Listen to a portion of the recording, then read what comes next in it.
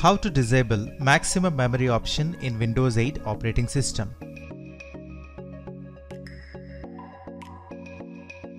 Step 1.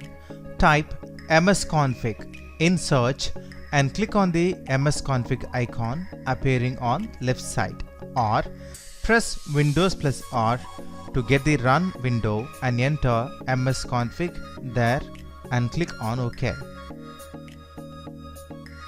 Step 2. Click on the Boot tab. Step 3. In the Navigation to Boot Advanced option for Windows XP, navigate to boot.ini and then choose Advanced. Step 4.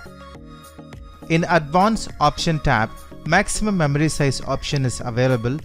We have to uncheck the box. Step 5. Then press OK in main screen. Also press OK. Step 6. Reboot the machine for the changes to take effect.